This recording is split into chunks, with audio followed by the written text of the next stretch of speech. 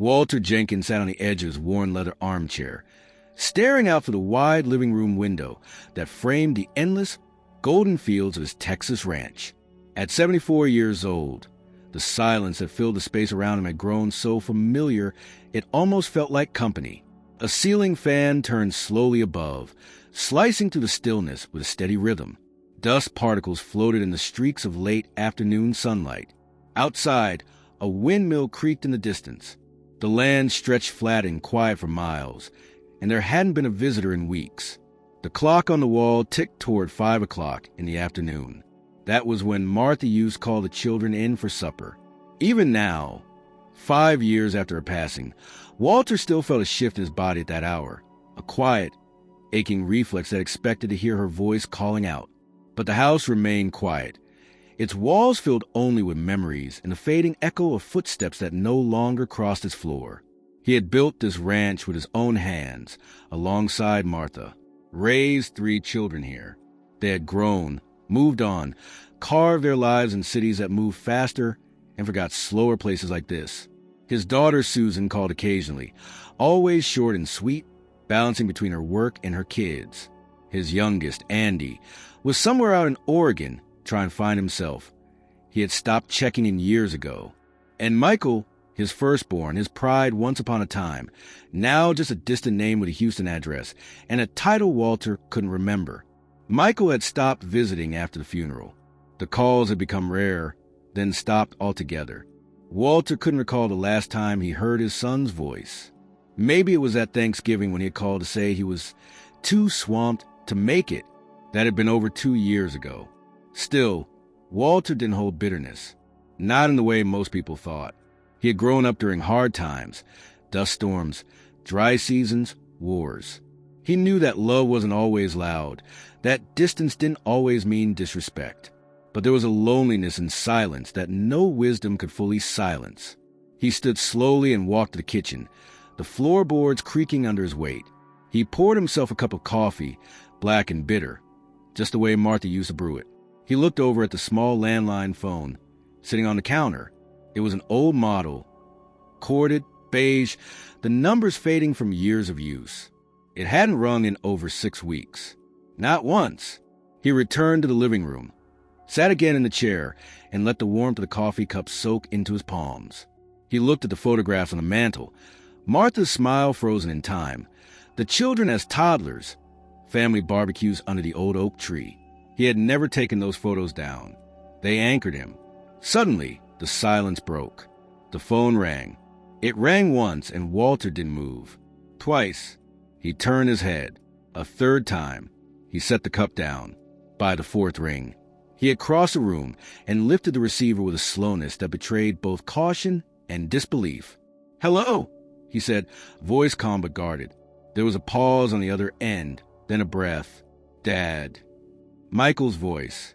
It was unmistakable, slightly deeper than Walter remembered, but still clipped, efficient, rehearsed. Walter waited, unsure what to say. The pause grew heavy until Michael filled it. "I'm calling because there's something I need to tell you." The way he said it, like an obligation, tightened Walter's gut. "No, how are you?" "No, sorry I haven't called." Just straight to business. Walter stepped over to the table and sat, the phone pressed against his ear. "Go on," he said, not unkindly but firm. Michael exhaled, like he had rehearsed his part 2. "I've sold the house, the cattle, the land, everything." And a pause. "Mother's grave, too. It's being relocated." Walter froze. "I'm coming down today," Michael continued, "to take you to a nursing home. Everything's arranged." The silence that followed was heavier than anything Walter had carried in years. It wasn't shock. He had always known something was coming. Not from Susan, not from Andy. From Michael. He looked out the window again. The sun was sinking, casting long shadows across the barn. A pair of doves flew from the fence post and vanished into the dimming sky. And then Walter laughed. Not a chuckle, not a snort. A full, honest, belly-deep laugh that came from a place so calm, so steady, that it startled even him. "You're mistaken," he said, voice laced with quiet amusement. You are very much mistaken, son. There was confusion on the other end. Michael didn't respond immediately. Walter continued, "Come pick me up if you must. But you'll see soon enough, you don't know half of what you think you do." And with that, he hung up. The house was silent again, but now there was a hum beneath it, like a wind about to change direction. He stood, stretched his back, and walked over to his old leather suitcase. He sat on the bed and opened it slowly, methodically. He began to pack, not for the nursing home, for something else entirely. Michael drove fast, faster than usual, his hands tightening around the steering wheel each time the long stretch of country road curved unexpectedly. The Houston skyline had disappeared behind him hours ago, swallowed by the dry landscape and vast, open sky of Texas Hill Country. His car's GPS gave up miles back. Now it was just muscle memory leading him to the place he hadn't visited in years, the place he used to call home. He didn't know why his father's laughter had unsettled him so much. He had expected anger, maybe even pleading, but not that, not amusement. Walter was supposed to be old and broken by now, docile, accepting. Instead, he had sounded amused, powerful, even, and that disturbed Michael more than he wanted to admit. He replayed the last part of the call over and over in his head. "You are very much mistaken, son." There was something about the calm certainty in those words that didn't sit right. Michael had spent months preparing for this transition. The lawyers, the buyers, the silent arrangements. It had taken finesse to transfer everything without triggering alarms, and he had felt secure until that call. Now he questioned every signature, every document, every assumption he'd made about how much control he truly had. He arrived at the familiar gravel road just as dusk bled across the horizon, washing the fields in a dull orange hue. The air smelled like cedar and dust. He slowed the car, windows down, letting the dry breeze roll through. The gate at the end of the road stood wide open. No chains, no padlock. That was the first surprise. Walter was sitting on the porch, wearing a clean denim shirt and slacks, his suitcase neatly placed beside him. He looked like a man waiting for a taxi, not a son who had just announced he was shipping him off. Michael parked, turned off the engine, and stepped out. Gravel crunched under his shoes. Walter didn't rise, but nodded slightly in greeting. "You're punctual," he said, eyes sharp under the brim of his old straw hat.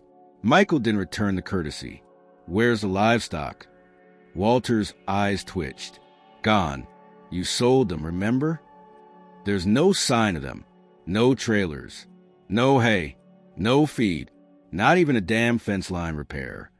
Walter tilted his head slightly. "You're observant when you want to be."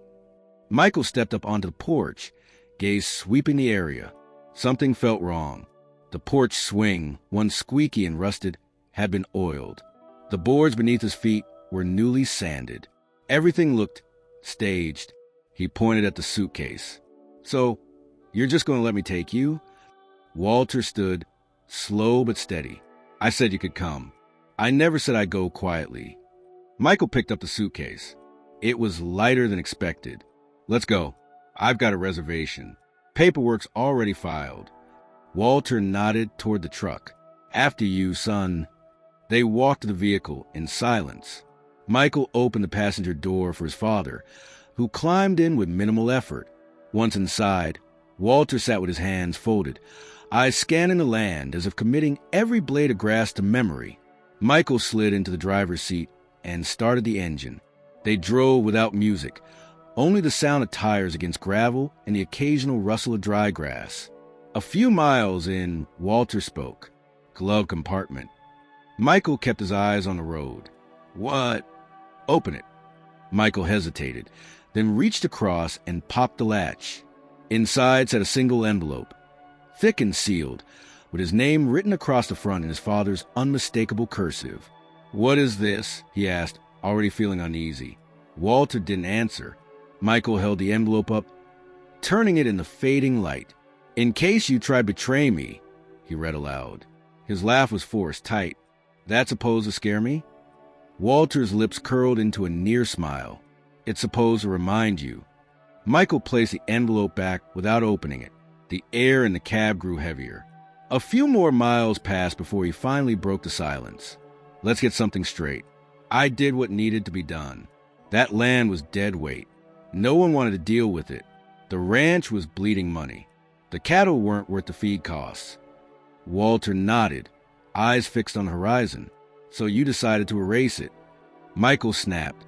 Don't play the martyr. You sat out there for years, alone, doing nothing, living in the past. You think that's sustainable? That's not life, Dad. That's waiting to die. Walter didn't flinch. Better than selling your mother's grave. Michael slammed his palm against the steering wheel. That land was useless. No one even visits that plot. She's not there. She's gone. Walter turned to face him, his voice cool. She's everywhere here. And now you're nowhere. They didn't speak again until they stopped at a gas station on the edge of a small town. Michael filled up while Walter sat outside on a bench, sipping water from his thermos. His movements were unhurried, almost serene. When they were back on the road, Walter looked over and said, "You forgot to ask the most important question." Michael kept driving. "What?" Walter turned slightly toward him. "How did I pack so quickly?" Michael glanced at the rearview mirror, then at the bag in the back seat. "What do you mean?" "I knew you were coming," Walter said simply. "I've been expecting this for a long time." Michael felt a chill roll through him. "What are you talking about?" Walter pointed to the fields they were passing. Empty, clean, untouched. "You thought you sold the house, the cattle, the land, even the grave. But you didn't ask yourself, how did it all transfer so easily?" Michael didn't respond. Walter leaned back in his seat. "You're driving toward a truth you're not ready for, son, but you will be soon." As the last light of day disappeared behind the hills, the truck continued down the lonely road, carrying two men, one who thought he had won, and another who knew better. Michael felt the steering wheel grow slippery beneath his hands, his palms damp with sweat. He didn't know it yet, but everything he believed was about to unravel. The silence inside the truck stretched for miles. Neither man spoke as the last remnants of sunlight drained from the sky, leaving behind a black canvas punctuated only by stars and the occasional passing headlight. Michael drove with stiffness that betrayed the tight coil of nerves winding in his chest. Walter, in contrast, sat calm, eyes occasionally drifting to the passing scenery, but mostly fixed on the road ahead, as if it were unfolding just as he had predicted. The stretch of highway narrowed as they entered more remote back roads, the kind of winding paths only locals remembered. Michael kept glancing at the GPS, but it had long stopped updating. Cell service had vanished shortly after they left the last gas station. Still, he drove, trusting the route he'd mapped earlier that day and the old familiarity of the terrain he had once known in childhood. It wasn't until they reached a fork in the road that Walter stirred. "Left," he said softly. Michael frowned. "It's right. The nursing home's northeast." Walter didn't look at him. "Left." Michael hesitated, then swerved left without another word. He didn't like how easily he obeyed, but the uncertainty clinging to him since the call made him reluctant to argue. They traveled deeper into darker stretches of land, areas that hadn't seen streetlights in decades. A barbed wire fence ran alongside the road, separating the highway from the endless stretch of unworked fields. They passed an old church, its windows boarded and its roof collapsed in the middle, barely visible in the headlights. Eventually, Walter spoke again. "You think you've won," he said. Michael exhaled sharply. "I didn't come for a speech." Walter ignored the comment. "You believe I've got nothing left. No property, no leverage, no purpose. Just an old man in your backseat waiting to be signed over like a used truck title." Michael tightened his grip on the wheel. "You're not being signed over. You're being taken care of. You're too old to be out here alone." Walter turned his gaze toward his son, his voice sharpening. "You mean I'm inconvenient? A loose end, a final obstacle to full control." Michael didn't deny it. "Fine, maybe I am cleaning things up. But don't act like this place mattered. It was rotting, Dad. It was dying. Like you." Walter chuckled, a low, dry sound that carried more weight than volume. He reached into his coat pocket and pulled out a small, folded paper. He unfolded it slowly, deliberately. "You want to know what you missed?" he asked, holding the paper loosely between his fingers. Michael didn't respond, but his eyes flicked toward it. "This is a list of names," Walter continued. "Local farmers, ranchers, people I helped when the banks tried to eat their land alive during the drought years. People who owe me nothing, but who now look after this place like it's their own." Michael scoffed. "So what? You got friends? That doesn't change anything. Everything is already sold. Legally." Walter raised an eyebrow. "Legally," he repeated. Then he reached back into his jacket, this time pulling out a slim leather folder. Michael recognized it instantly. "What is that?" Walter held it up. "Deeds, transfers, trusts, and something else, a little amendment your mother and I filed 12 years ago. Something you never knew existed because you were too busy running hedge funds and playing king of the city." Michael's throat tightened. "I had the title search done. Everything pointed to your name. You were the sole owner after Mom passed." Walter opened the folder and extracted a single page, handing it over. "Read this. Out loud." Michael glanced at it under the dim cabin light, eyes scanning quickly. Then he stopped, blinked. "Reread. This can't be real." Walter said nothing. Michael's voice shook as he continued. "The land was placed in an irrevocable trust, with joint custodianship, assigned to a board of local trustees." He looked up. "What the hell is this?" Walter leaned back. "It means you sold land you never had the right to sell. And the people who bought it, they'll be finding out very soon that their contracts are void. Every one of them." Michael sat in stunned silence, his hands slowly leaving the wheel as the truck coasted down a straight stretch. Walter pressed on. "You didn't do your homework. You never even thought to ask why the paperwork was so easy to push through, because you assumed I was weak. Alone. Done. But I've had years to prepare for this moment. And every time you didn't call, didn't visit, didn't check in, I had more time." Michael's voice cracked. "You played me." Walter didn't smile, but his expression shifted, somewhere between pity and triumph.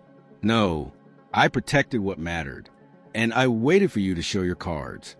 Michael tossed the page back toward him, swearing under his breath. "This doesn't change the fact that the deals were made. The money changed hands." Walter nodded slowly. "Yes, and now they'll turn on you, because they'll want their money back. And when they come looking, they'll realize you've got nothing to return it with." Michael pulled the truck to the side of the road, the tires crunching over loose gravel. He turned off the engine and sat still, breathing heavily. "What do you want from me?" he finally asked. Walter reached into the glove compartment again, this time pulling out the sealed envelope Michael had seen earlier. "I told you earlier. You are mistaken because I have something you don't know about. This is it." Michael stared at the envelope. "What's in there?" Walter held it firmly, not offering it. "The next move, but you'll only get it when you've earned the right to know." Michael scoffed. "More games." Walter opened the door and stepped out. The night air was cool, the wind brushing through the tall grass beside the road. He looked back into the cab. "You want to control everything. But now, you're the one being driven, and you haven't even realized it yet." He began walking down the road, slowly but with direction, as though he knew exactly where he was going. Michael watched him disappear into the darkness for several seconds before finally opening his door and following.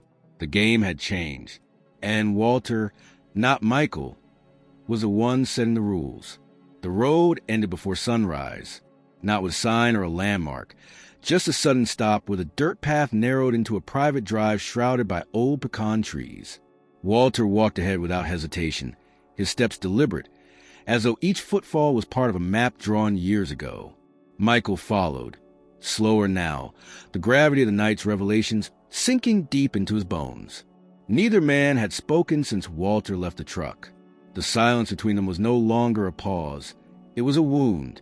The gravel drive curved slightly and opened onto a clearing. There stood a modest brick house, weathered but well-kept, with a wraparound porch and lights glowing warmly from within. Beside it, a metal barn reflected the pale blue of early morning light. its doors sealed shut, no livestock sounds coming from inside. An old windmill turned lazily in the breeze. Walter stopped at the edge of the porch and turned to face Michael. "You thought you knew everything about the ranch," he said, "but you never even knew about this house." Michael scanned the property, his voice low and rough. "This isn't on any map. I don't remember this being here." "It wasn't until after your mother passed," Walter replied. "I built it with the help of a few friends.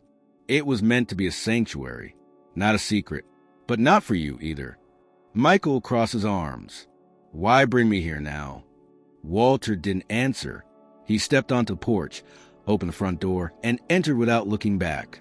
After a moment, Michael followed. Inside, the house was sparse but clean. The furniture was handmade. Oak chairs, a stone fireplace, shelves lined with photo albums and hand-labeled boxes. A single oil painting of Martha, younger and laughing, hung over the mantel. The place had the scent of cedar and worn leather. But what drew Michael's attention wasn't the warmth or the craftsmanship. It was a small table in the center of the room. On it sat a stack of documents, a manila folder, a small wooden box, and a digital recorder. Walter gestured to the chair opposite the table. "Sit down." Michael hesitated but did as instructed. Walter remained standing, his voice calm but waited. "Before you ask questions, I'm going to explain something. And when I finish, you'll realize how far out of your depth you've been since you made that first call." Michael stared at the folder. "What is all this?" Walter reached for the recorder, pressed play, and Martha's voice filled the room. She spoke slowly, her southern lilt softened by time. "If you're listening to this, it means Walter believes the time is right. That means Michael has done what I feared he might. So let me say this clearly, Michael. If you're hearing my voice, it means you try to tear this family apart for money. And if that's true, I pity you." Michael froze. The sound of his mother's voice was like a ghost slapping him across the face. She continued, her tone unwavering. "We built this land together. It's not a fortune. It's not leverage. It's memory. It's protection. And it was never yours to sell. I made sure of that. And if Walter has shared this with you, then it means you have some choices to make. Because what comes next is up to you." Walter stopped the recorder. The room was still. Michael's throat tightened. "Where did you get that?" "She recorded it 2 months before she passed," Walter said. "She saw what was happening. She knew the way you were leaning. That trust you overlooked, that amendment you never bothered to investigate, she insisted on it." Michael reached for the documents on the table. The folder contained property assessments, letters from lawyers, and something else. Maps. Detailed blueprints of the land surrounding the original ranch, including parcels Michael had never seen before. "These are expansions?" he asked, flipping through them. Walter nodded. "Purchases made gradually, quietly, mostly under Martha's name, then transferred into the trust. The land you tried to sell was a fraction of the holdings. What you saw was surface. What you missed was a foundation." Michael's mind reeled. He had spent months consolidating the estate, believing the original Jenkins ranch was the extent of the inheritance. Every plan he made, every investor he approached, was based on that false assumption. "Why hide it?" he asked. Walter sat down slowly. "Because you changed. You were a different man once. Thoughtful, loyal, but something shifted. You stopped visiting, stopped calling, started looking at the land as a burden instead of a legacy. We saw it coming, so we protected what we could." Michael opened the wooden box. Inside was a set of keys, a folded letter, and an old photograph. The picture showed a much younger Walter and Martha, standing in front of the barn that now sat outside this very house. They looked proud, content. Oh, the letter was addressed to Michael. He opened it with shaking hands. "Michael," it began, "if you're reading this, your father has chosen to forgive you long before you asked for it. And I have, too. But forgiveness does not mean forgetting. You must understand what you tried to do, what you almost destroyed. And you must decide if you want to rebuild what remains." There was more, but Michael folded it and placed it back in the box. He looked at Walter, the weight of it all pressing down like a collapsed roof. "You set a trap." Walter shook his head. No, I built a test.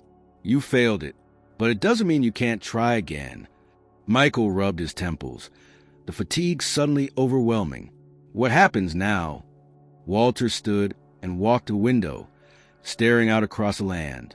Now, he said, we return to the main house, and you see what's left, and what isn't. Michael followed him outside.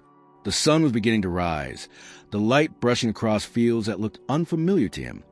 Larger, wider, more alive than he remembered.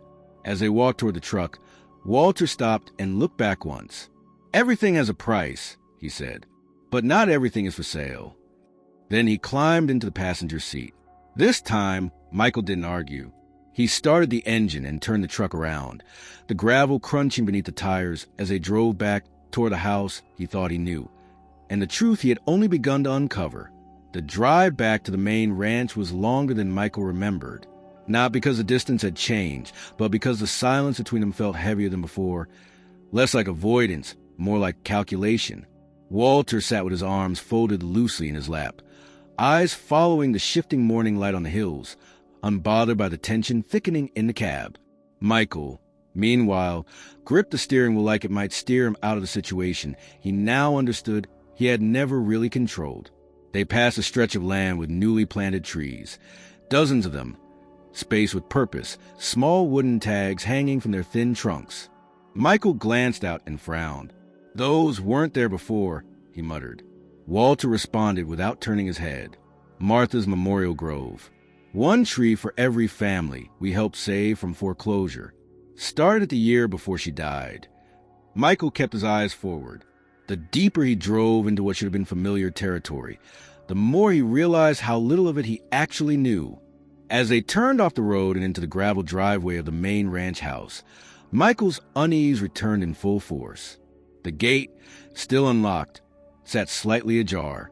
The front lawn had been mowed recently, the hedges trimmed. It was all maintained, precise but too perfect.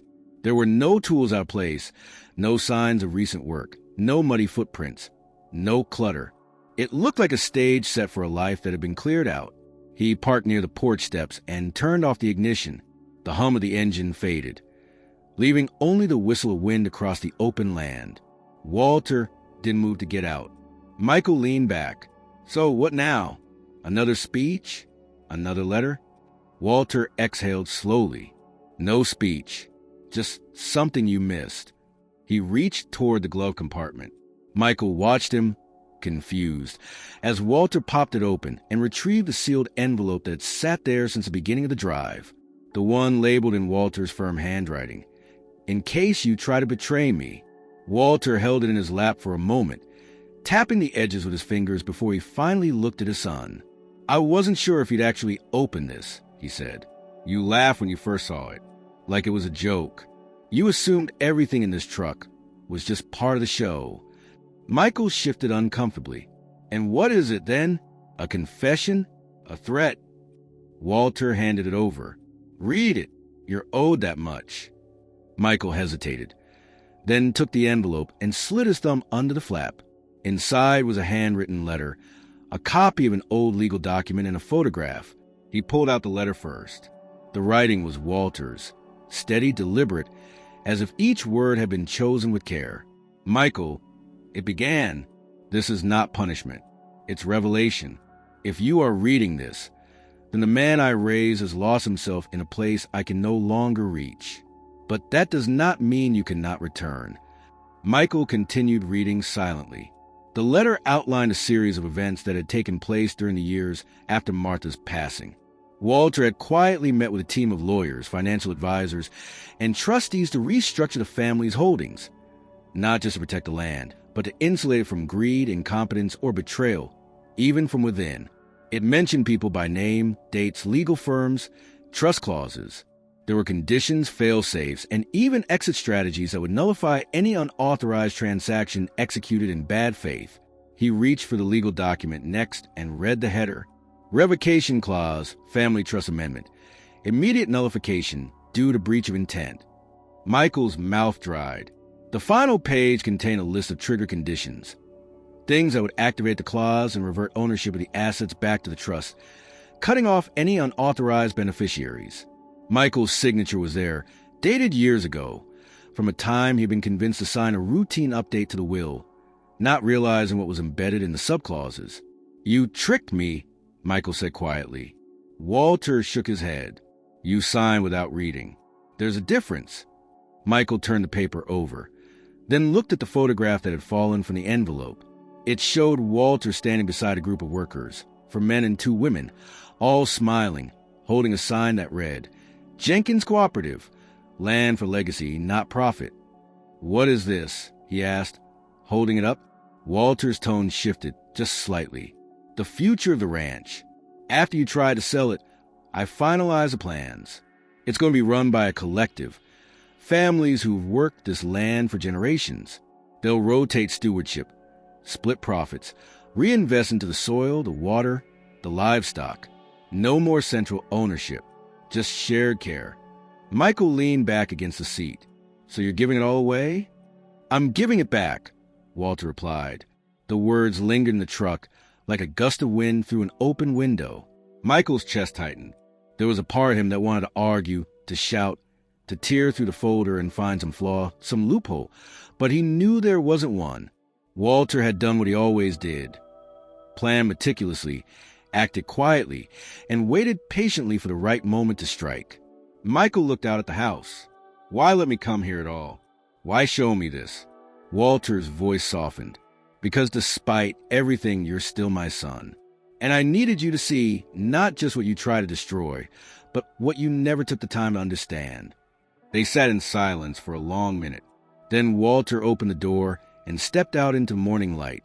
He moved toward the porch, slow but certain. Michael remained in the truck, staring at the documents in his lap, the echo of his mother's recorded voice still ringing in his mind. He looked down at the letter again, rereading the last paragraph. "There is still time if you choose it, but legacy is not given. It's earned. Start again or leave it behind." Michael folded the letter, placed it back in the envelope, and looked at the house he once thought would be his. It no longer belonged to him, and maybe it never had. He stepped out of the truck, not because he had a plan, but because for the first time in years, he had no choice but to face what he'd become. Walter stood at the door, watching him approach. Neither man spoke. The silence said enough. Michael followed his father into the house, his footsteps slow, deliberate, heavy with the weight of truths he was only beginning to accept. The morning light filtered through the wide windows of the living room, casting long shadows across the floorboards. The house was quiet, not with the emptiness of abandonment, but with the stillness of a place that had already made peace with being left behind. It no longer felt like his childhood home. It felt like something else entirely. Sacred, impenetrable, and closed to anyone who hadn't earned the right to walk its halls. Walter walked ahead without speaking, moving toward the study at the end of the hall. The door creaked open, revealing a room filled with ledgers, file boxes, and an old desk polished to a shine. On the wall hung a map of the Jenkins property, but it wasn't the same one Michael remembered from years ago. This one was newer, larger, with red and blue pins scattered across its surface in organized clusters. Walter pointed to the chair across from the desk. "Sit." Michael obeyed, not out of submission, but out of a growing recognition that he no longer had the upper hand. Walter opened a file drawer and pulled out a thick binder. He dropped it on the desk between them. Its cover was plain: Jenkins Ranch Trust, legal documentation, and historical ownership. "You're going to understand exactly what you tried to steal," Walter said, "and why it never belonged to you." Michael opened the binder. The first few pages were copies of deeds, some dating back to the late 1800s. He turned them slowly, recognizing signatures that belonged to long-deceased ancestors, names he had seen etched on gravestones or faded photos in attic. Then came the more recent documents, each one bearing official seals, notarized statements, and trust agreements. And then, buried deeper, were the land transfer documents that changed everything.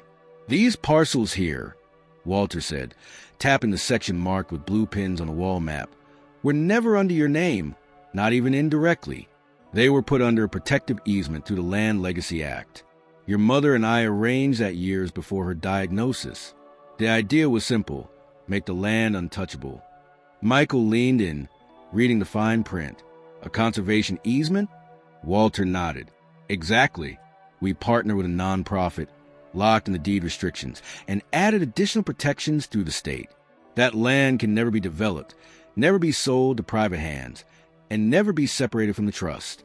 Not unless every member of the board, including 3 local ranchers, votes unanimously. Michael blinked, reeling. You tied up the land in bureaucratic red tape? Walter's eyes narrowed. We safeguarded it from opportunists. We made sure the land stayed land, not a mall, not a condo complex, not an asset on someone's balance sheet. Michael closed the binder, pushing aside. Even if I couldn't touch that part, the original house and surrounding fields were still in the family.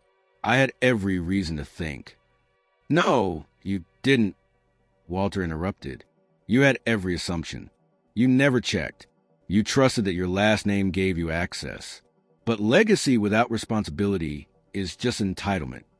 Michael stood, frustration boiling over. You kept all of this from me. How was I supposed to know what you and Mom were doing behind closed doors? You made it impossible to be part of it. Walter stood too, slow but firm. We didn't keep you out. You walked away. You stopped showing up. You stopped asking questions that weren't about appraisals or potential returns. You looked at this place and saw leverage. We saw history. There was a beat of silence between them, thick and bitter. Walter continued, softer now. After your mother died, I waited, thought maybe grief had blinded you, that you'd come around, but the calls didn't come. And when I heard through a third party that you were in talks with developers, I knew we had to finish what we started. Michael paced the room, his energy unfocused. So, what happens to me? I'm shut out forever? Walter considered this. You're not shut out. You're locked out, for now. There's a difference. Michael's breath caught. What do you mean? Walter moved to a safe in the corner, turned the dial, and opened it. From inside, he retrieved a sealed envelope, not unlike the one from the glove compartment, and handed it over. There's a clause in the trust, he said. It allows for the reinstatement of a family member into the Trust Advisory Council, but only after a process. You'd have to live here, work here, attend monthly meetings with the cooperative board, and contribute for 5 consecutive years. Not as an owner, as a worker. Michael laughed bitterly. You want me to shovel manure and fix fences to earn my way back into my own family's legacy? Walter didn't flinch. No, I want you to understand what this legacy is before you claim any piece of it. Michael opened the envelope and scanned the terms. It wasn't a trap. It was a contract, real, enforceable, legal, and it gave him a choice he hadn't expected to be offered. He looked up, something breaking in his voice. What if I fail? Walter placed a hand on the desk. Then the land continues without you. The board moves on. The legacy survives. But you'll know you had a chance. The weight of it settled on Michael's shoulders. For the first time since he arrived, he sat down without being told. The anger had drained from his face, replaced by something else, uncertainty, maybe even shame. Walter crossed the room and opened a drawer near the fireplace. From it, he pulled a leather-bound notebook and handed it over. Your mother kept this, he said. She wrote in it every day during the last 2 years. Notes, thoughts, plans. She wrote a lot about you. Michael took it gently, opened to the middle, and began reading. One entry, dated just weeks before her death, stopped him. Michael used to run through the field with wild hair and a stick he called his sword.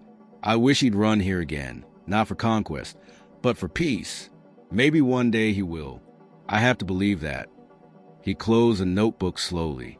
Walter watched him but said nothing more. Outside, the wind picked up, rustling the grass and the branches beyond the house. Michael sat there, the letter in the notebook in his lap, and finally realized the land had never been his to own, only his to honor or betray. Michael sat alone on the porch of the ranch house, the worn contract in his mother's notebook resting beside him. The morning sun had climbed higher, casting long shadows across the pasture, warming the wooden planks beneath his feet. From inside, he could hear his father moving about, quiet footsteps, The creak of drawers, the low rustle of paper, the way it would have been revealed still pressed against his chest. But beneath the silence, something stirred, an old instinct, the part of him that didn't like to lose. He pulled out his phone. No signal, of course, but the house's landline still worked. He went inside, finding it in the kitchen beside a tin of dry tea leaves and a jar of hard candies. He dialed a number from memory. It took several rings before it connected. Thompson Law Group. A woman's voice answered. "This is Michael Jenkins. Put me through to Jared." A pause. Then the line clicked. "Michael," Jared Thompson said, smooth and confident, "was wonder when you call. Got a few updates. I need you to pull every document we signed for the Jenkins property transactions. I need copies scanned and sent to my private email. Now." Jared hesitated. "Everything okay?" "No, everything is wrong. And I want to know why I wasn't informed about the easements, the trust board, or the revocation clause." Another pause. "I thought we were working off the title search you approved," Jared said carefully. It showed a clean title under Walter's name for the main parcel. The surrounding lots were in holding, but nothing flagged. "Then you missed something," Michael snapped, "or you deliberately ignored it. Either way, I want every signature, every clause, every single page reviewed today." "I'll get my team on it," Jared replied, "but if something wasn't disclosed..." "It was..." Michael interrupted. "I just didn't see it." He hung up without another word and stared at the landline, jaw tight. His father had played him carefully, but the game wasn't over. Not yet. He stepped outside again and looked across the ranch. The windmill turned slowly in the distance. A pickup truck rumbled down the gravel road, passing the gates. A few men stepped out, older ranchers in flannel and dust-covered boots, none of them unfamiliar. Walter joined them, shaking hands, exchanging greetings.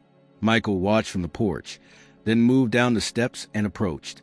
The conversation paused as he neared. The men eyed him cautiously.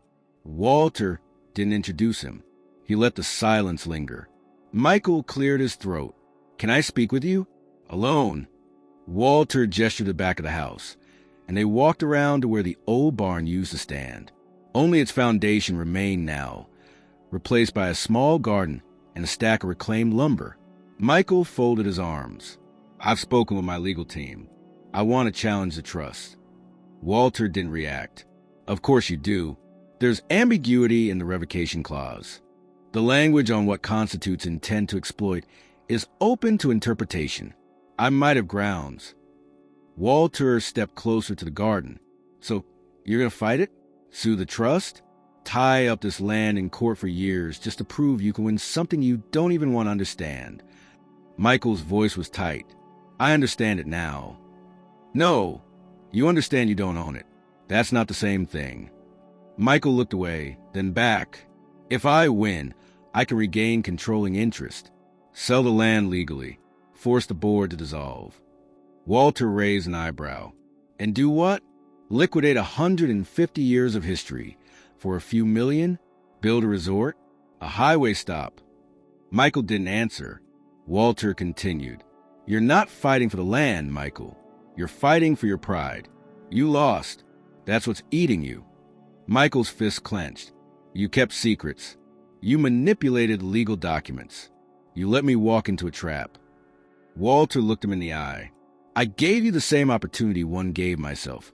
Earn it, build it, defend it. But you didn't want that. You wanted shortcuts." Michael turned away. "You think this place makes you better than me. I think it reminds me what matters." They stood in silence. Then Walter said, "You should go." Michael laughed, dry and sharp. "That's it? After everything? You came here to move me into a nursing home and sell the ranch out from under the family name. You made your position clear. I was wrong." Walter paused. "Maybe, but repentance without action is just guilt. You'll need to do more than say it." Michael stepped forward. "Give me a chance. A real one, not a contract full of punishments."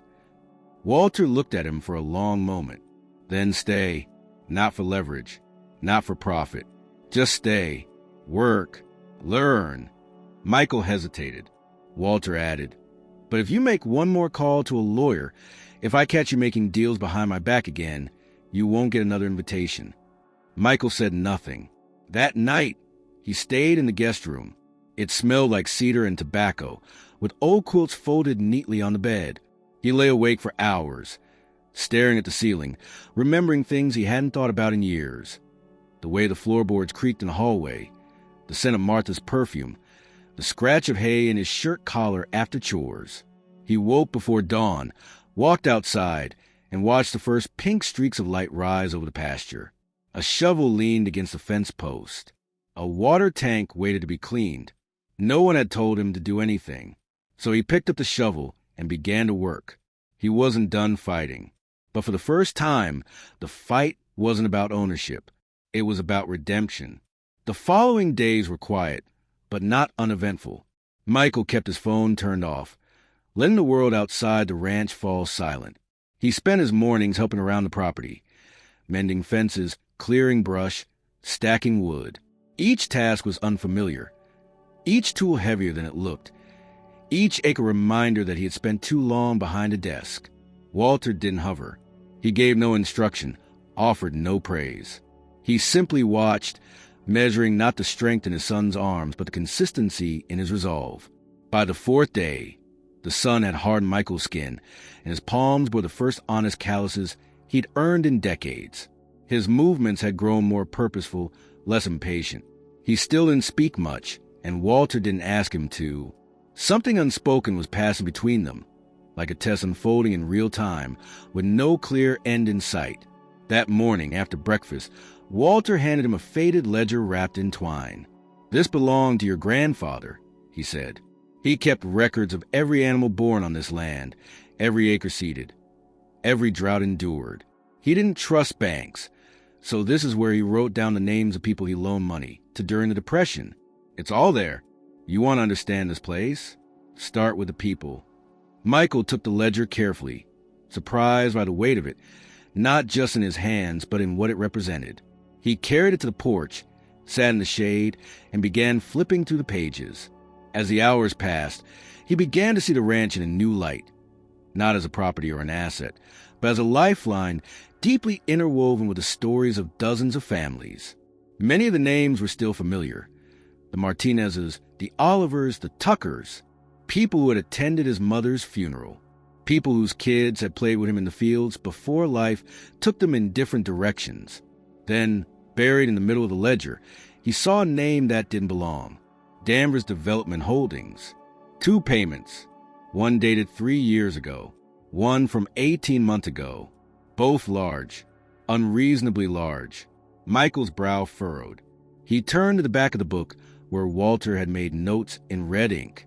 Next to the second payment was a short entry. Michael's contact. Caution advised. Watch for signs. His stomach twisted. He stood up, walked inside, and found Walter reading in the study. "You knew," Michael said, holding up the ledger. Walter closed the book in his hands, but didn't look surprised. "Yes, you knew I was working with Danvers, that I brought them in behind your back." Walter nodded. Not immediately, but once they started nosing around the edges of the property, asking questions about boundaries, Old Well's water rights, I knew someone had tipped them off. And they don't make quiet investments. They build parking lots over graves. Michael sat across from him, the ledger still in his lap. "Why didn't you confront me?" Walter looked at him for a long moment. "Because I wanted to see how far you'd go, whether it was just desperation or betrayal." Michael swallowed hard. "It was both." Walter leaned back. "I figured." Michael's voice dropped. "I thought I could outmaneuver you. You always seemed so rooted, like you weren't paying attention. I assumed you'd be too slow to stop the deal." "You assumed a lot," Walter said calmly. "I did." They sat in silence for a while. Then Walter reached into a drawer and pulled out a yellowed envelope. He tossed it on the table. "I found this in your mother's things a year after she passed. It was addressed to me, but written to both of us." Michael opened it with careful fingers. Inside was a single sheet of paper. Her handwriting was delicate but firm. "Walter, If he ever chooses a land over his family, you'll know it. Don't be afraid to protect what we built. But if he ever comes back with empty hands and a full heart, don't shut the door. He's still our son." Michael couldn't read any further. He folded the letter and looked up. "I didn't come back with a full heart," he said. "I came back trying to close a deal." Walter gave a small nod. "But you stayed when it fell apart." "I stayed because I didn't know what else to do." That's usually how real change begins. Michael sat back, the weight of shame still heavy. "How many people know what I try to do?" "More than you think," Walter replied. "The board, a few neighbors. Some of them are angry. Others are just disappointed. But none of them are surprised." Michael let out a breath. "So I have no place here." Walter shook his head.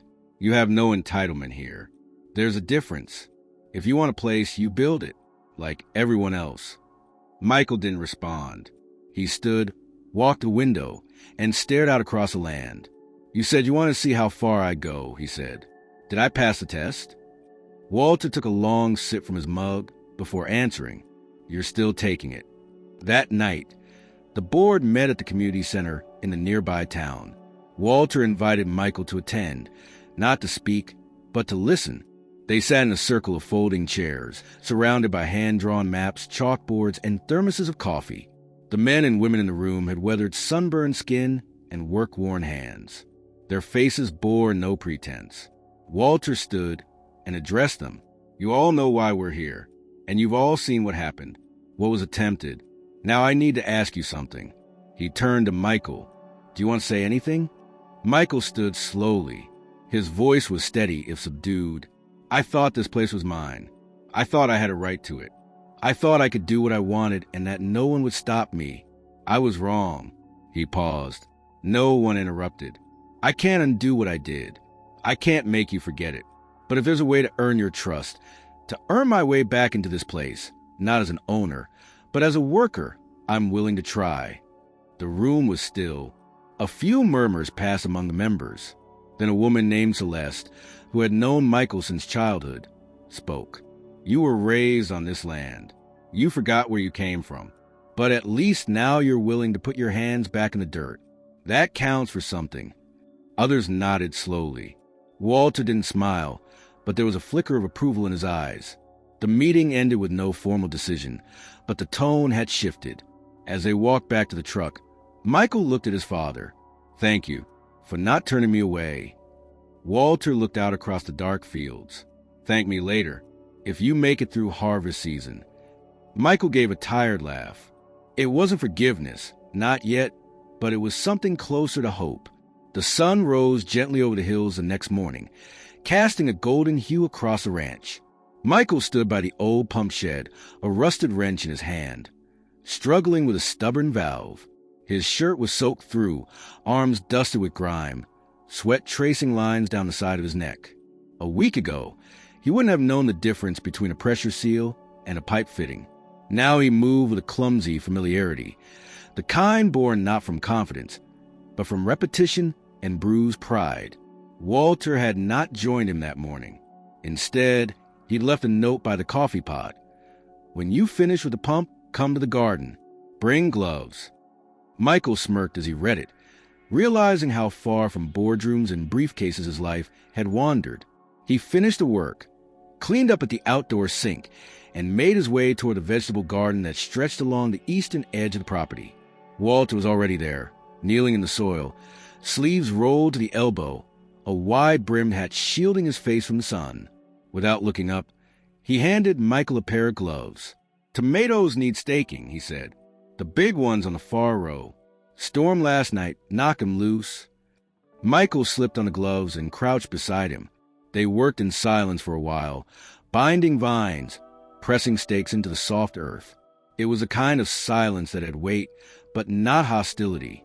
A working silence. Shared labor.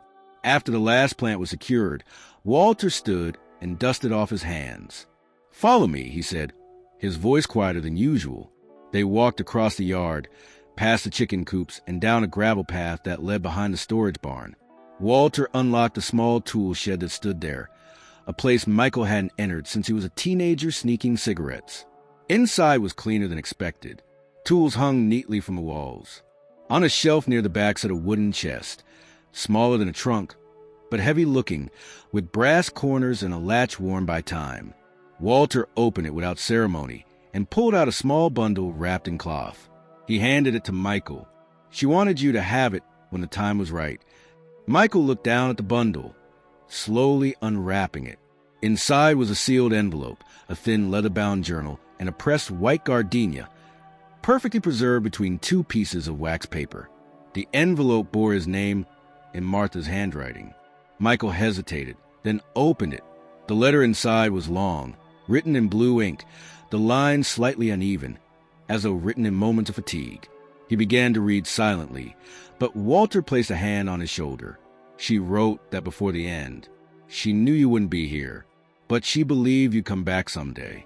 Said you needed to hear her voice, even if it was just on paper.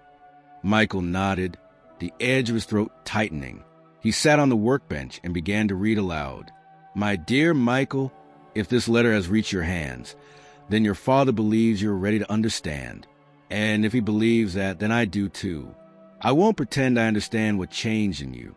You left this land with such urgency, as though the soil itself offended you. Maybe it reminded you too much of us, of expectations, of failure. Or maybe you simply wanted something more than dirt roads and feed barns. If that's true, I forgive you. But what I cannot forgive, and I pray you've already made amends for, is forgetting why this land matters. Not to the world, not to a bank, but to us, to me, to your father, to the people whose hands helped build it and whose hearts still protect it. I spent my last days writing down everything I could remember, not about the ranch, but about the people, your brothers and sisters, not by blood, but by sweat and sorrow. I wrote about the Wilsons who lost their barn in a fire and slept in our hayloft for a week. I wrote about Mrs. Tucker, who brought me soup every day after I miscarried in '78. And I wrote about you, your wild laughter, your tantrums, the day you caught your first fish and refused to let it go until it died in your hands. This place is not just land. It is memory, and it is love, and it is pain, and it is yours if you want it, but not to possess, to preserve. Michael paused, wiping his cheek. Walter stood silently by the door, watching. Michael continued reading. There will be people who say your time here doesn't matter, that what your father and I built can be replaced. They'll tell you that land is only as valuable as what it earns. Don't believe them. Land is as valuable as the life it supports. And this land, our land, is fed generations, not just with food, but with hope. If you can't see that, walk away. You won't be judged. But if you do see it, if you finally see it, then you have a duty to defend it, not for profit, for legacy. I love you, Michael. I always have. Even when I didn't understand you, even when I was angry. Your father loves you too. He's just not as loud about it. Come home, my boy, if you haven't already. The letter ended there. Michael folded it slowly, his hands trembling. He looked up, unable to speak. Walter walked over, took the journal and the flower, and placed them gently in Michael's hands. She wrote in that every night, Walter said, even when the medicine made her forget what year it was. Michael opened the journal to the first page. His name was written at the top. The entries varied, some long, some no more than a sentence. But every one of them was a window into the mind of a woman who had loved with ferocity, mourned with grace, and believed, until the end, that her son would return, not just to the land, but to the values he had once carried in his bones. He closed the journal and stood. Why didn't you show me this before? Walter's eyes were distant. Because when you first came back, you would have treated it like a relic. Something sentimental. Something small. I needed you to see what was at stake before you knew what was left behind. Michael nodded, understanding now that his fight had never been against his father or the land or even the trust. It had been against himself, against the part of him that believed success only lived in cities, that love was conditional, and that legacy could be bought or sold. He stepped outside, the journal clutched against his chest. The gardenia, still white and perfect, rested between the pages. Walter followed him out. The soil needs turning before the next storm. You up for it? Michael didn't answer immediately. Then he nodded. Yeah, I'm up for it. And with that, they walked back toward the garden. Not as father and son trying to settle debts, but as two men rebuilding something that had nearly been lost. Not just a home, but a bond. It was nearly dusk when Walter asked Michael to drive him to Austin.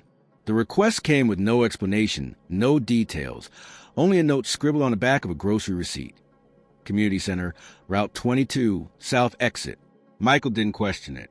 He simply nodded, cleaned the dirt from under his nails, and changed into a cleaner shirt. The ride into the city was quiet for the first half hour. The ranch grew smaller in the rearview mirror, the sky darkening behind them as the road opened into longer stretches. For miles, only the soft of tires against asphalt filled the space between them.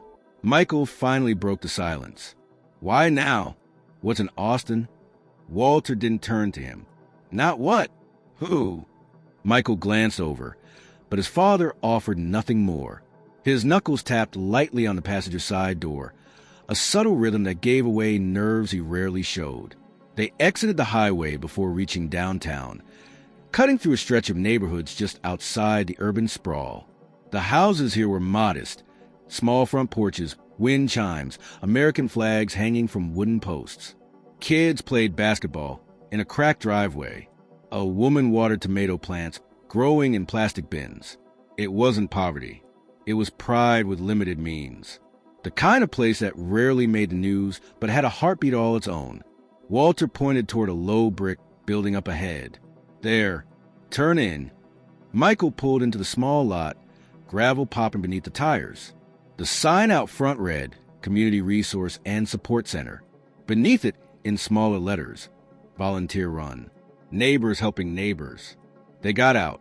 Walter walked slowly, favoring his right knee, the stiffness more apparent at the end of the day. Michael followed, unsure what they were stepping into. Inside, the center was buzzing, not with chaos, but with purpose. Tables were arranged in rows, some with crafts and educational pamphlets, others with food trays and sign-up sheets.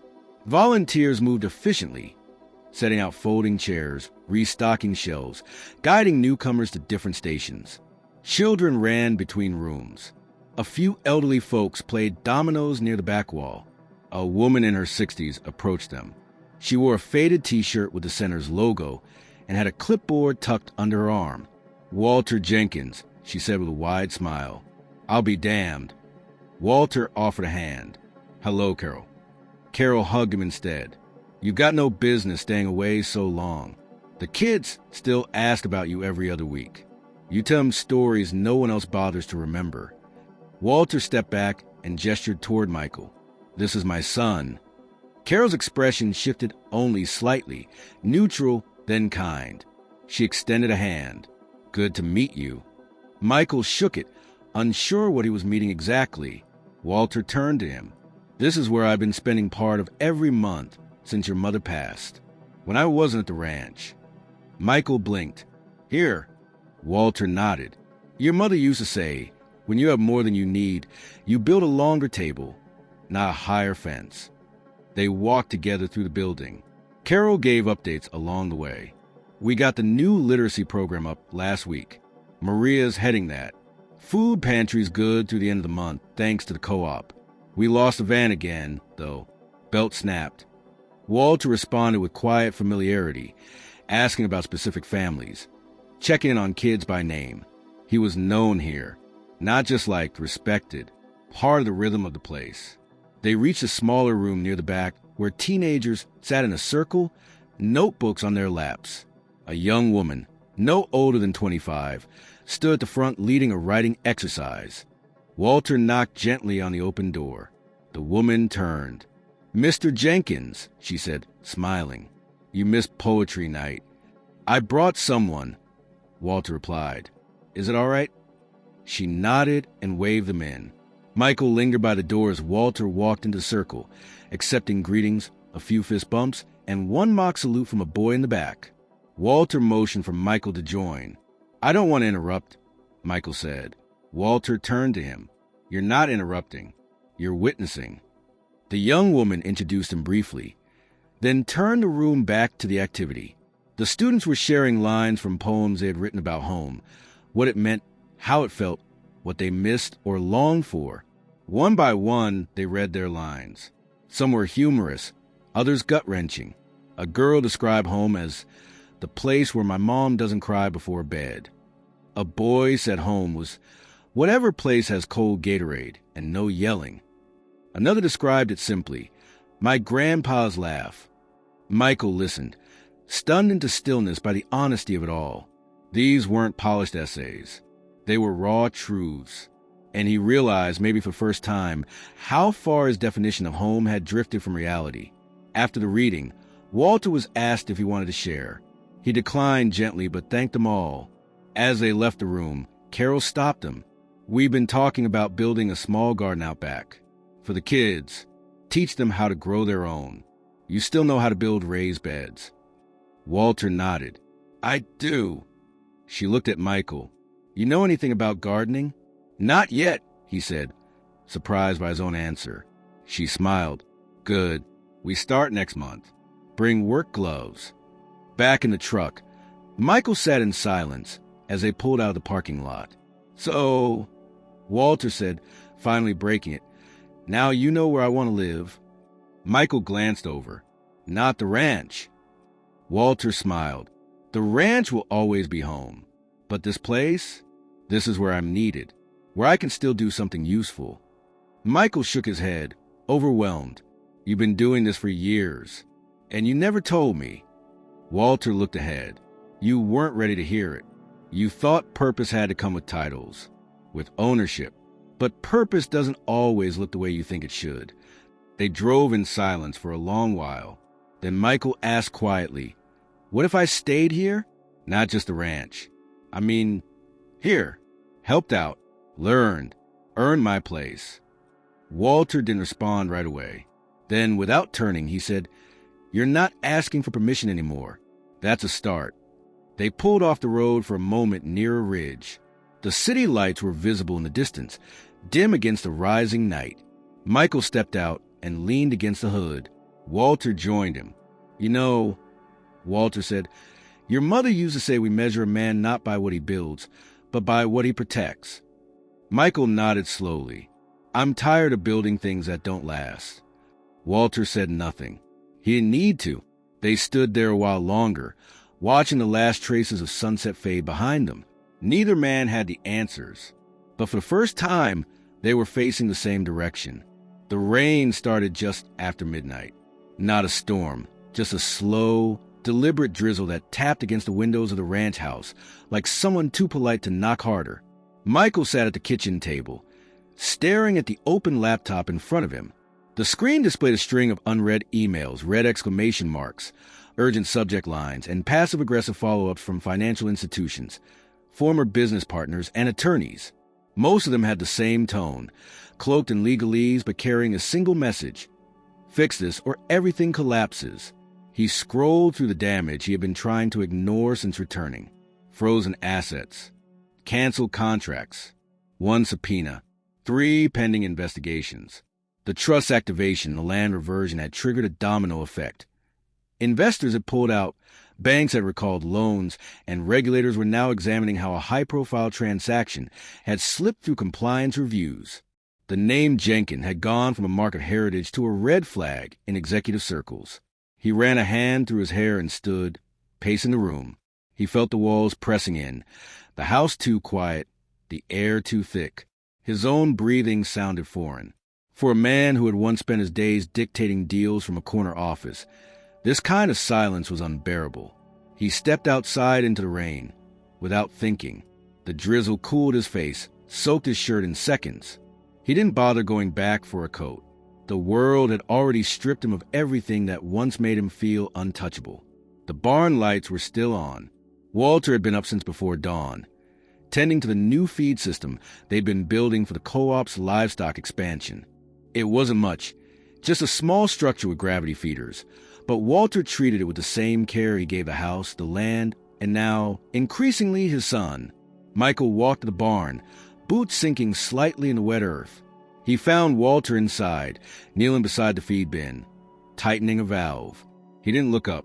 "I thought you were sleeping," Walter said. "I can't." Walter finished the adjustment, wiped his hands, and finally looked at him. "Too much noise in your head?" Michael nodded. Walter motioned to a crate. "Sit." Michael obeyed.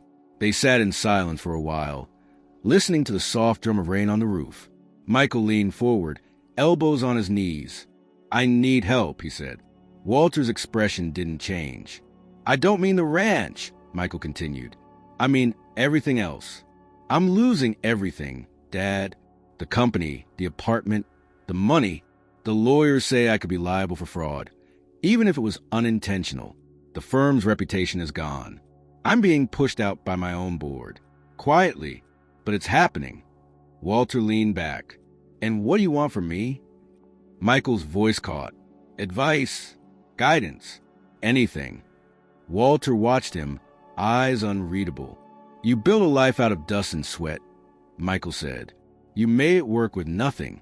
I had every advantage, and I still managed to destroy everything I touched. I don't know how to fix it. I don't even know where to start." Walter stood and walked to the far wall. He picked up an old rag and began cleaning his hands. "You think I didn't fail?" he said. "You think this place stayed afloat because I made perfect choices? I buried livestock during droughts, took loans I couldn't repay, lost friends who thought I betrayed them just because I refused to sell. But I never stopped showing up." Michael looked up at him. Walter continued. "That's where you start. You show up. You don't run from the fire. You walk into it, and you take responsibility for what you've done." "I don't know if I can," Michael admitted. "There's so much." Walter folded the rag and set it down. "Then start with one thing. Call the people you misled. Tell them the truth. Don't hide behind lawyers or press releases. Be the man your mother believed you could still be." Michael shook his head. "Even if I did that, I can't undo it. I can't save my company. My name's already tainted." Walter walked back over, his tone firmer now. "Then build a new name, one that matters here. Not on paper, not in headlines, in the dirt, with the people." Michael's voice cracked. "And you'll help me?" Walter sat beside him. "I'll stand beside you, but you'll do the work." Michael nodded, tears mixing with rain. Walter put a hand on his shoulder. "When your mother was sick," Walter said, voice quieter now, "she told me she didn't want to die afraid of what you might become. She wanted to believe you'd find your way back. Not to us, to yourself." Michael swallowed hard. "I don't know who that is anymore." "Then we'll find him together." They stayed in the barn until the rain slowed. Then Michael stood, steadier now. "I'll start making calls tomorrow," he said. "Not from the city, from here. I'll tell the truth." Walter gave a short nod. "Good. Then start by calling Susan." Michael paused. "I haven't spoken to her in years." "She's owed that call." Michael nodded. "Okay." He returned to the house just before dawn, soaked but lighter. He sat down at the kitchen table and began writing a list of names. Investors, former colleagues, family, the people he had avoided, the ones who deserved to hear from him.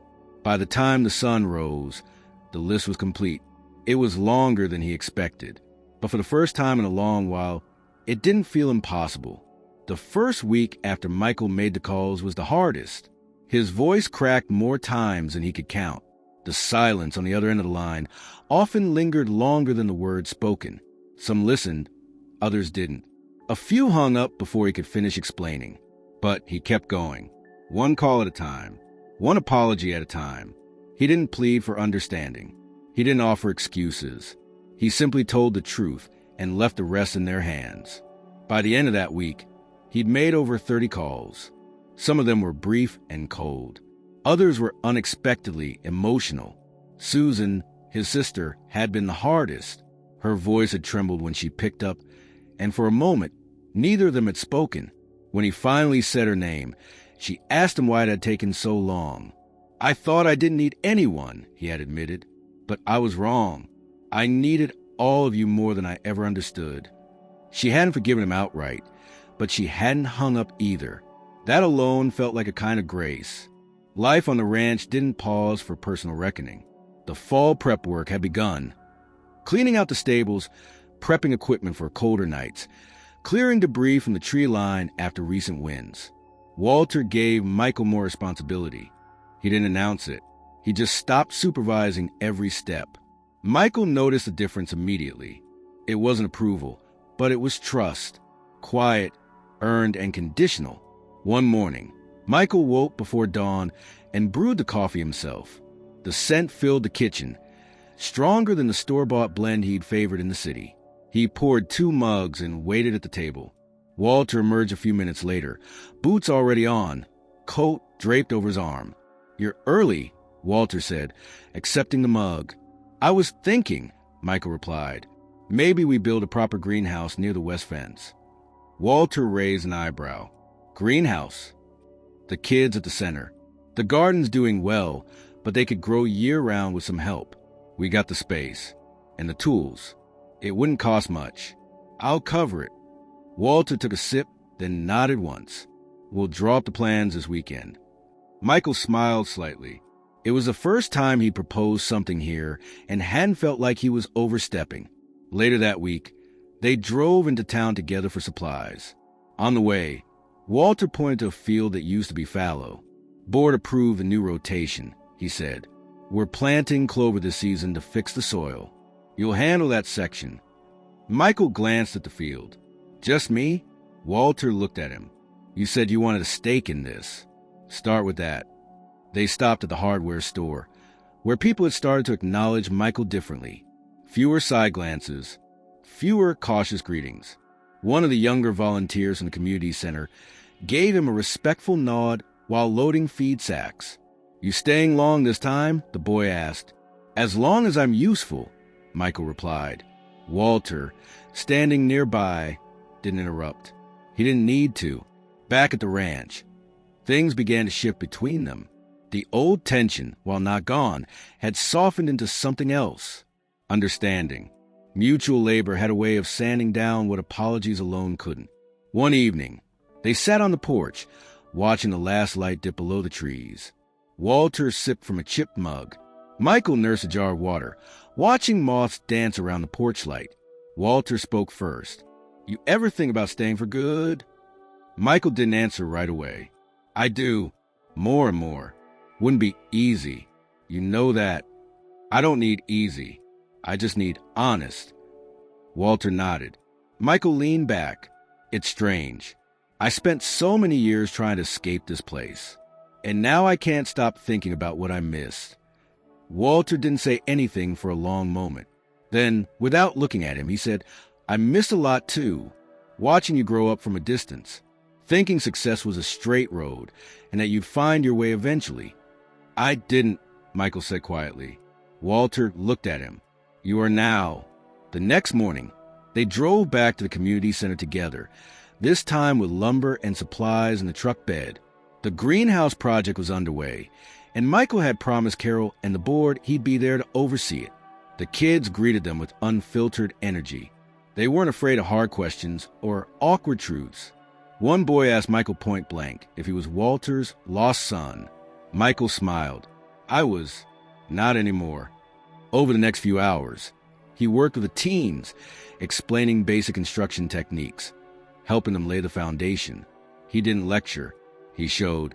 He got on his knees in the dirt beside them, held nails while they hammered, corrected their grip with patience. It wasn't performance. It was participation. At one point, Carol pulled Walter aside. "He's different," she said. Walter looked across the lot at his son, who was laughing with 2 of the boys as they struggled with a crooked board. "He's starting to remember who he was," Walter replied. After the day's work, they returned to the ranch tired but satisfied. That night, they sat in the living room, a fire crackling low. Walter handed Michael a binder filled with cooperative meeting notes and proposals for the next quarter. "You're on the agenda now," he said. Michael opened a binder slowly, almost reverently. "What am I expected to do?" "Read. Listen. Show up." Michael nodded. "I can do that." Walter leaned back in his chair. "Your mother would have liked this version of you." I wish she could have seen it. Walter tapped his fingers on the armrest. Maybe she did. She always said you had it in you. Just needed to lose the noise. Michael closed the binder and sat in silence. Not because he had nothing to say, but because for the first time, there was nothing left unsaid. The sun had barely broken over the horizon when Michael stepped out onto the porch, a mug of coffee warming his hands. The air was brisk, filled with the scent of dew on grass and distant cedar. Across the field, a low mist curled to the fence posts like smoke, giving the morning a sense of stillness that only the land could provide. He watched it for a long moment, then turned to glance at the gate, the old wooden one at the edge of the ranch road. That gate had once been just a fixture, a border between the ranch and everything beyond. Now it held weight. It had become a marker of transition, of the line he had once crossed with a plan to uproot the past, and the same line he had since recrossed, humbled and changed. Behind him, the screen door opened with a familiar creak. Walter stepped out, tying the sleeves of his flannel shirt around his waist. He carried a thermos and 2 folded papers. "Today's the day," he said, walking down the steps. Michael followed, puzzled. The day for what? Walter handed him one of the folded papers. It was a printed agenda, Cooperative Land Trust Annual Renewal and Legacy Ceremony. Michael looked up. "You never said anything about a ceremony." Walter poured coffee into the second mug and took a sip. "Didn't want you rehearsing." They spent the morning preparing, loading crates of preserved fruits, handmade crafts, seed packets, and records of the year's harvest into the back of the truck. Michael noticed a simple wooden marker leaning against the barn wall. It was new, but the engraving was familiar. Martha Jenkins, Rooted in Love. He picked it up carefully. "Is this what I think it is?" he asked. Walter nodded. "She never wanted a big gravestone, but I think it's time we gave her a place she would have chosen." Michael looked down at the wooden piece. "By the old pecan tree?" Walter's voice softened. "That's where we fell in love. First kiss. First fight. It's only right." They made their way to the spot just before the guests arrived. The tree stood tall and wide, its branches full, a bench nestled at its base. Michael knelt and drove the marker into the ground. It slid in easily, as though the earth had been waiting for it. He stepped back, brushing soil from his hands. Walter stood beside him, quiet. "You think she'd approve of all this?" Michael didn't hesitate.